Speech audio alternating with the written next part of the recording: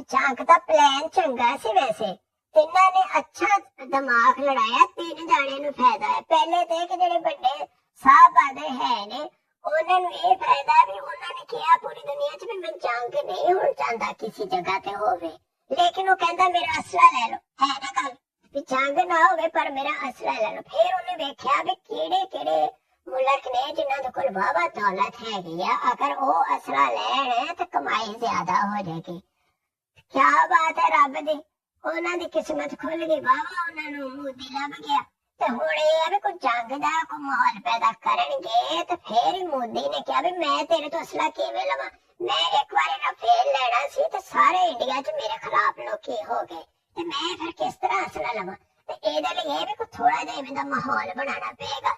ਇਹ ਮੈਂ ਚਾਹੁੰਦਾ ਕਿ ਮੈਂ ਤੁਹਾਡਾ ਅਸਲਾ ਲੈ ਲਾਂ, ਕਿਉਂਕਿ ਅਸਲਾ ਜਦੋਂ ਮਿਲੇਗਾ ਤੇ ਸਾਰੇ ਨੇਤਿਆਂ ਨੂੰ ਕਮਿਸ਼ਨ ਵੀ ਤਾਂ ਲੱਗੂਗਾ ਅਮਰੀਕਾ ਦੇ ਵਿੱਚ, ਠੀਕ ਹੈ। ਤੇ ਇਸ ਤਰ੍ਹਾਂ ਵੱਡਾ ਥਾਣੇਦਾਰ ਵੀ ਰਾਜੀ ਹੋ ਜਾਏਗਾ, ਲਿਹਾਜ਼ਾ ਉਹਦਾ ਤੇ ਲੈਣਾ ਅਸਲਾ ਤੇ ਥਾਣੇਦਾਰ ਵੀ ਹੈਪੀ।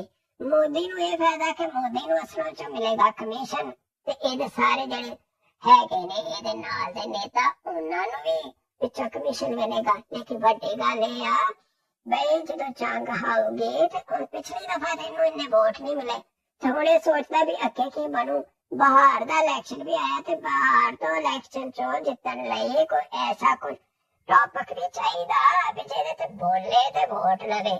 ਤੇ ਆਹ ਤੇ ਕੰਮ ਬਾਬਾ ਚੰਗਾ ਹੋ ਗਿਆ ਵੀ ਇਧਰੋਂ ਜੰਗ ਕਰਾਂਗੇ ਐਵੇਂ ਤੇ ਉਹਦੇ ਨਾਲ ਉਧਰੋਂ ਕੰਮ ਹੋ ਜਾਊਗਾ, ਵੱਡਾ ਥਾਣੇਦਾਰ ਵੀ ਰਾਜੀ ਹੋ ਜਾਊ ਤੇ ਇਧਰੋਂ ਵੋਟ ਵੀ ਲੱਭ ਜਾਣਗੇ ਜ਼ਿਆਦਾ ਤੇ ਕੰਟਰੋਲ ਵੀ ਚੰਗਾ ਹੋ ਜਾਏਗਾ, ਠੀਕ ਹੈ। ਕਿਉਂਕਿ ਰਾਹੁਲ ਗਾਂਧੀ ਤਾਂ ਕਾਫੀ ਨਰਮ ਹੀ ਹੈਗਾ।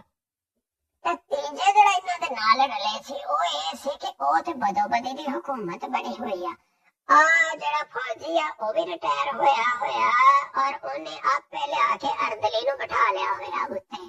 ਤੇ ਉਹਨਾਂ ਨੇ ਕਿਹਾ ਬਾਮ ਚਾਹ ਨਹੀਂ ਛੱਡਦੀ, 2 ਸਾਲ ਹੋ ਗਏ ਕੁੱਟ ਕੇ ਥੱਕ ਗਏ ਆ, ਇਮਰਾਨ ਖਾਂ। ਤੇ ਉਹਨਾਂ ਨੇ ਕਿਹਾ ਇਹਨਾਂ ਚੋਂ ਆਹ ਤੇ ਕੰਮ ਮੁਕਾਓ ਤੇ ਉਹਨਾਂ ਨੇ ਕਿਹਾ ਜੰਗ ਲਾ ਕੇ ਤੇ ਜ਼ਿੰਦਾਬਾਦ ਕਰਕੇ ਤੇ ਉਹ ਵੀ ਕੰਮ ਮੁਕਾਤਾ। ਤੇ ਉਹਨਾਂ ਨੇ ਸਮਝਿਆ ਵੀ ਹੁਣ ਸਾਡੇ ਬੱਲੇ ਇਹ ਇੰਜ ਕੰਮ ਹੋਣਾ ਨਹੀਂ, ਤੁਸੀਂ ਜੋ ਮਰਜ਼ੀ ਕਰ ਲਓ, ਉਹਨਾਂ ਦੋਨਾਂ ਦਾ ਤੇ ਕੰਮ ਬਣ ਗਿਆ ਪਰ ਤੁਹਾਡਾ ਕੰਮ ਨਹੀਂ ਜੇ ਬਣਨਾ।